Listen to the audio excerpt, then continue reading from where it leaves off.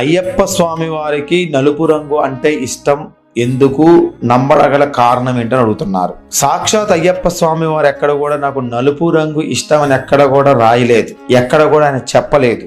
కానీ మనము ముఖ్యంగా చాలా రకమైనటువంటి బాధలు, కష్టాలు, నష్టాలు పొందుతున్నామంటే అవి మొత్తం కూడా నవగ్రహాల్లో ఉన్నటువంటి శనిగ్రహ ప్రభావం ముఖ్యంగా ఉంటుంది. కాబట్టి శనిగ్రహం యొక్క ప్రభావం నుండి భక్తులు రక్షణ కల్పించడమే ముఖ్య ఉద్దేశం, అయ్యప్ప స్వామి యొక్క ముఖ్య ఉద్దేశం. కాబట్టి శనికి నలుపు రంగును ధరించడం వలన భక్తులు శనిగ్రహ దోషాల నుంచి ఉపశమనం పొందుతారని మరియు శనిదేవుని యొక్క అనుగ్రహం పొందుతారని ముఖ్యమైన నమ్మకం. అదే విధంగా కాకుండా ఇంకొక వాక్యం ఇందులో ఉంది. శబరిమల యాత్ర సమయంలో అడవుల్లో ప్రయాణం చేసేటప్పుడు నలుపు రంగు దుస్తులను చూసినట్టయితే అడవి జంతువులు భయపడి బయటికి పరిగెడతాయి. కాబట్టి ఆ నలుపు రంగు దుస్తులు మనకి రక్షణగా ఉపయోగపడతాయని చెప్పి నలుపు రంగు పెట్టారు. ఇక శనిదేవుడికి నలుపు రంగు అంటే చాలా ఇష్టం. కానీ వాస్తవంగా శనిదేవుడి యొక్క రంగు, శనేశ్వరుడి యొక్క రంగు నీలవర్ణం. అంతే మంత్రంలో కూడా మనకు ఉంటుంది. శ్రేచ్ఛ భగవాన్ దేవతానాం నీలవర్ణం నీలగంధం నీలపుష్పం నీలమాల్యాం భరద్రం నీలఛత్రపదాకాది శోభితం అనేటువంటి ఓడు ఉంటుంది. అంటే నీలవర్ణ దారుడు ఆయన. కానీ మనము శనికి నలుపును మనం వాడుతూ ఉంటాం. అయ్యప్ప స్వామి వారికి నలుపు రంగు అంటే ఇష్టం ఎందుకు నమ్మడగల కారణం ఏంటని అడుగుతున్నారు. సాక్షాత్ అయ్యప్ప స్వామి వారు ఎక్కడ కూడా నాకు నలుపు రంగు ఇష్టం అని ఎక్కడ కూడా రాయలేదు, ఎక్కడ కూడా ఆయన చెప్పలేదు. కానీ మనము ముఖ్యంగా చాలా రకమైనటువంటి బాధలు, కష్టాలు, నష్టాలు పొందుతున్నామంటే అవి మొత్తం కూడా నవగ్రహాల్లో ఉన్నటువంటి శనిగ్రహ ప్రభావం ముఖ్యంగా ఉంటుంది. కాబట్టి శనిగ్రహం యొక్క ప్రభావం నుండి భక్తులు రక్షణ కల్పించడమే ముఖ్య ఉద్దేశం, అయ్యప్ప స్వామి యొక్క ముఖ్య ఉద్దేశం. కాబట్టి శనికి నలుపు రంగును ధరించడం వలన భక్తులు శనిగ్రహ దోషాల నుంచి ఉపశమనం పొందుతారని మరియు శనిదేవుని యొక్క అనుగ్రహం పొందుతారని ముఖ్యమైన నమ్మకం. అదే విధంగా కాకుండా ఇంకొక వాక్యం ఇందులో ఉంది. శబరిమల యాత్ర సమయంలో అడవుల్లో ప్రయాణం చేసేటప్పుడు నలుపు రంగు దుస్తులను చూసినట్టయితే అడవి జంతువులు భయపడి బయటికి పరిగెడతాయి.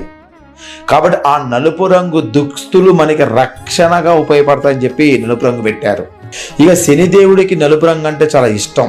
కానీ వాస్తవంగా శనిదేవుడి యొక్క రంగు, శనేశ్వరుడి యొక్క రంగు నీలవర్ణం. అంతే మంత్రంలో కూడా మనకు ఉంటుంది. శ్రేచ్ఛ భగవాన్ దేవతానాం నీలవర్ణం నీలగంధం నీలపుష్పం నీలమాల్యాం భరద్రం నీలఛత్రపదాకాది శోభితం అనేటువంటి ఓడు ఉంటుంది. అంటే నీలవర్ణ దారుడు ఆయన. కానీ మనము శనికి నలుపును మనం వాడుతూ ఉంటాం. అయ్యప్ప మాల ధారణ అత్యవసర పరిస్థితులు తీసివేయాల్సి వస్తే ఏం చేయాలి, విధి విధానాలు ఏంటి తెలియజేయండి అని అడుగుతున్నారు. శబరిమల వ్రతం అనుకోకుండా కొన్ని సందర్భాల్లో మధ్యలో ఆగిపోవాల్సిన పరిస్థితులు వస్తాయి. అందరికీ అలా జరుగుతుందని చెప్పలేము. 99% అలా జరగకుండా ఉండాలని మనం కోరుకుంటుంటాం. అయితే కొందరు మాత్రం అలాంటి సంకేతాలు వచ్చినప్పుడు ఎలాంటి జాగ్రత్తలు తీసుకోవాలి అనేటువంటి ముఖ్యమైనటువంటి విషయం అన్నమాట. ఇక సర్వసాధారణంగా దూర బంధువులు, మిత్రులు చనిపోతే మాలాధారులకి ఎలాంటి ఇబ్బందులు ఉండవు. దూర బంధువులు, మిత్రులు చనిపోతే మాలాధారులకి ఎలాంటి ఇబ్బందులు ఉండవు. అయితే మాల ఇప్పిన తర్వాత అదే మాలను వేసుకోవచ్చా, లేదా ఎక్కడన్నా గుళ్ళలో ఎక్కడన్నా పడేయచ్చా? అదే మాలను వేసుకుంటే ఉన్న పుణ్యమా, లేదా కొత్త మాల కొనాలా ప్రతిసారి? అంటే మాల వెండిలో అల్లిచ్చారా, బంగారంలో అల్లిచ్చారా? అది మామూలు కాబట్టి ఆడ పడేశారు. బంగారంలో అల్లిచ్చి పడేయండి కదా.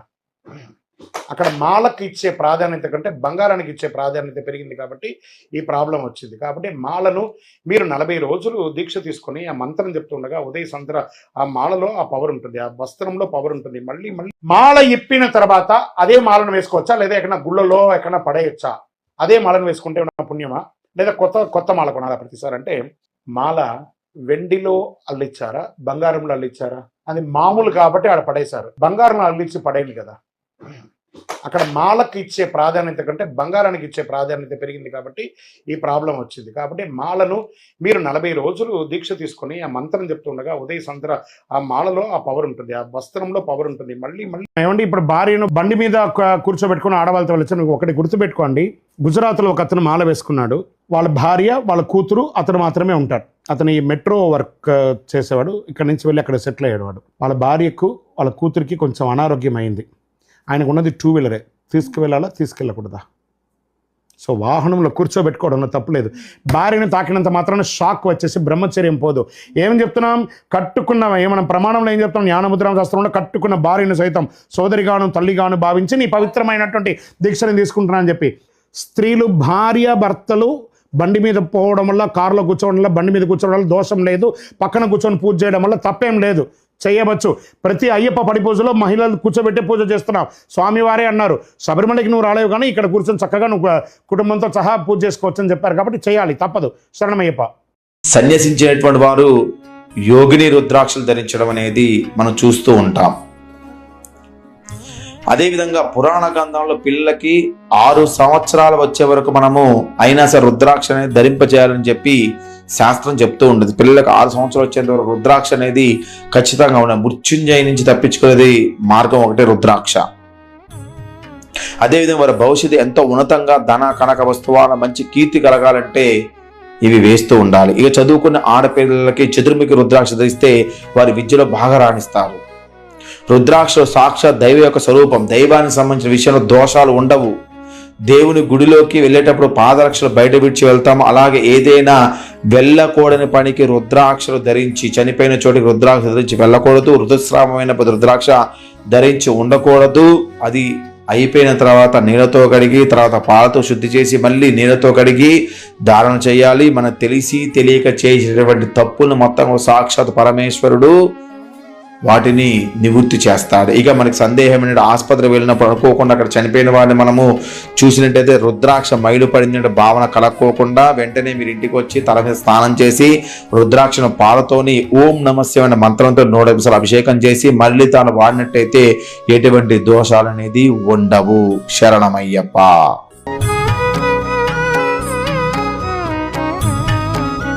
సన్యసించేటువంటి వారు యోగిని రుద్రాక్షలు ధరించడం అనేది మనం చూస్తూ ఉంటాం.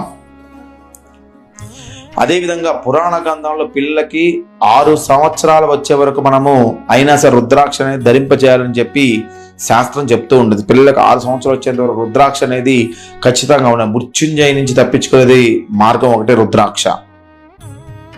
అదేవిధంగా వారి భవిష్యత్తు ఎంతో ఉన్నతంగా ధన కనక వస్తువాల మంచి కీర్తి కలగాలంటే ఇవి వేస్తూ ఉండాలి. ఇక చదువుకున్న ఆడపిల్లలకి చతుర్ముఖి రుద్రాక్ష ధరిస్తే వారి విద్యలో బాగా రాణిస్తారు. రుద్రాక్ష సాక్షాత్ దైవ యొక్క స్వరూపం. దైవానికి సంబంధించిన విషయంలో దోషాలు ఉండవు.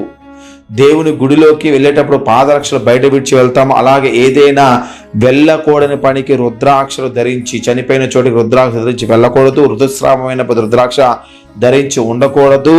అది అయిపోయిన తర్వాత నీళ్ళతో కడిగి, తర్వాత పాలతో శుద్ధి చేసి మళ్ళీ నీళ్ళతో కడిగి ధారణ చేయాలి. మనకు తెలిసి తెలియక చేసేటువంటి తప్పులను మొత్తం సాక్షాత్ పరమేశ్వరుడు వాటిని నివృత్తి చేస్తాడు. ఇక మనకి సందేహం ఏంటంటే ఆసుపత్రి వెళ్ళినప్పుడు అనుకోకుండా అక్కడ చనిపోయిన వాడిని మనము చూసినట్టయితే రుద్రాక్ష మైలు పడిందంటే భావన కలక్కోకుండా వెంటనే మీరు ఇంటికి వచ్చి తల మీద స్నానం చేసి రుద్రాక్షను పాలతోని ఓం నమస్య అనే మంత్రంతో 100 అభిషేకం చేసి మళ్ళీ తాను వాడినట్టయితే ఎటువంటి దోషాలు అనేది ఉండవు. శరణమయ్యప్ప.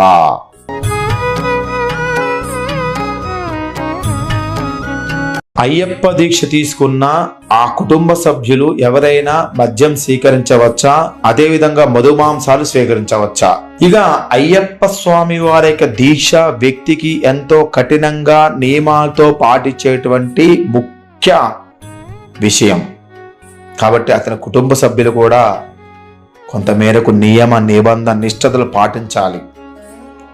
ప్రత్యేకించి మద్యం మాంసాహారాల వంటికి చాలా దూరంగా ఇల్లు మొత్తం కూడా ఉండాలి. ఇల్లు మొత్తం కూడా మానేయాలి. నా కొడుకు మాలేసుకొని నేను తాగితే ఏమైంది, నా కొడుకు మాలేసుకొని నేను తింటే ఏమైంది అని చెప్పి బయటికి పోయి కూడా తినకూడదు. మధుమాంసాలు తిన్న వ్యక్తి దీక్షామాల దాని ఉన్న వ్యక్తి దగ్గరకు వచ్చినా కానీ దీక్ష భంగం కలుగుతుంది. ఆ దీక్ష భంగం కలిగిందంటే ఆ పాపము దీక్ష భంగం కలిగించిన వ్యక్తికి చేకూరుతుంది, ఆయుష్ మీద ఎఫెక్ట్ చూపిస్తుంది.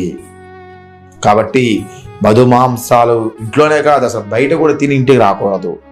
ఈ 41 రోజులు కూడా దీక్ష పరిపూర్ణంగా అయిపోయిన తర్వాత ఇంటికి వచ్చి మళ్ళీ స్వామి వారి యొక్క మాలాదను తీసేంత వరకు కూడా దీక్షా స్వామి ఏ విధంగా నియమ నిబంధనలు పాటిస్తున్నారో ఖచ్చితంగా ఇల్లు మొత్తం కూడా దీక్షా నియమాలు ఖచ్చితంగా పాటించి తీరాలి.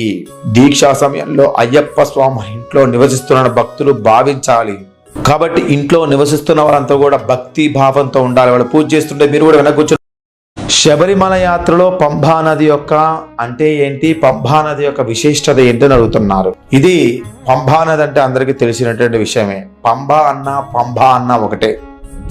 ఇక శబరిమల యాత్రలో పంబా నది అత్యంత ముఖ్యమైనటువంటి పవిత్రమైనటువంటి ప్రదేశం. అయ్యప్ప భక్తులకి ఇది గంగా నదితో సమానమైనదిగా భావించబడు. అందుకనే దీన్ని దక్షిణ భాగీరథి అని పిలుస్తూ ఉంటారు. దక్షిణ భాగీరథి అని పిలుస్తూ ఉంటారు. శబరిమల యాత్రలో పంబా నదికి చాలా విశిష్టమైనటువంటి అనేక కారణాలు ఉన్నాయండి. ఎందుకంటే మొదటి కారణం ఏంటంటే అయ్యప్ప జననం. పంబా నది ఒడ్డుని అయ్యప్ప స్వామి వారి పందలరాజు శిశువు కనుగొన్నారని పురాతన కథనాలు చెబుతూ ఉన్నాయి. ఆ నదితో స్వామివారి జీవితాన్ని ఒక ప్రత్యేక అనుబంధం ఏర్పడింది. ఇక రెండవది పవిత్ర స్థానం. శబరిమల కొండ ఎక్కే ముందు అయ్యప్ప భక్తులు తప్పనిసరిగా పంబా నదిలో స్నానం చేస్తారు. ఆ స్నానం ద్వారా తమ శరీరంలో మనసులో పాపాలు కల్మషాలు మొత్తం కూడా తొలగిపోతాయని భక్తులు నమ్ముతారు. ఇది యాత్రకు మానసికంగా ఆధ్యాత్మిక సిద్ధం చేస్తుంది. ఇక మూడవది పితృతర్పణం. పంబా నది ఒడ్డున భక్తులు తమ పూర్వీకుల ఆత్మశాంతి కోసం పితృతర్పణ పిండ ప్రదానం వంటి కార్యక్రమాలు నిర్వహిస్తారు. ఈ ఆచారం కూడా చాలా పవిత్రమైనదిగా భావిస్తారు. ఇక నాలుగవది త్రివేణి సంగమం. పంబా నది, కల్లార్, అలుత అనేటువంటి 3 నదుల సంగమం త్రివేణి సంగమం ఉన్నటువంటి పవిత్ర నదే ఈ యొక్క పంబా నది. కాబట్టి పంబా నది అంటే అయ్యప్ప భక్తుల కోసం ఏర్పాటు చేసే అన్నదానం. పూజల్లో మాత్రం ప్రసాదాన్ని మనం తినాలి. ఇక ఎవరైతే అన్నదాన కార్యక్రమంలో పాల్గొంటున్నారో అన్నదాన కార్యక్రమంలో పాల్గొన్న వాళ్ళు బఫే సిస్టంలో అస్సలుగా అన్నాన్ని తినకూడదు. స్వామి గుర్తుకు పెట్టుకోవడం. ముఖ్యంగా బఫే సిస్టంలో మీరు అన్నం తింటున్నారు అంటే అవపోసన లేని భోజనం మీకు స్వామి వారికి నచ్చదు. ఎందుకంటే మీరు కింద కూర్చొని ఒక గ్లాసు దగ్గర పెట్టుకొని అవపోసన వేసుకొని తింటేనే అది పరిపూర్ణమైనటువంటి శుద్ధి భోజనంగా చెప్పబడుతూ ఉంటుంది. అంతేగాని సమయం సరిపోవట్లేదు, సమయకాలం తక్కువగా ఉందని చెప్పి బఫే సిస్టంలో మనం భోజనం చేసి బఫేలో తిన్నట్టయితే అది మనకి మంచిది కాదు. కాబట్టి ఖచ్చితంగా మీరు అన్నం తింటున్నారు ఇంట్లో సరే, బయట అన్నదానాన్ని సరే, ఎక్కడ తింటున్నా సరే, సాక్షాత్ మన దీక్షా పర్యంత కాలం పూర్తి బఫే సిస్టంలో మీరు అన్నం మాత్రం ఖచ్చితంగా తినకండి. తింటే దీనంత మహాపాపం ఇంకోటి లేదు. శరణమయ్యప్ప.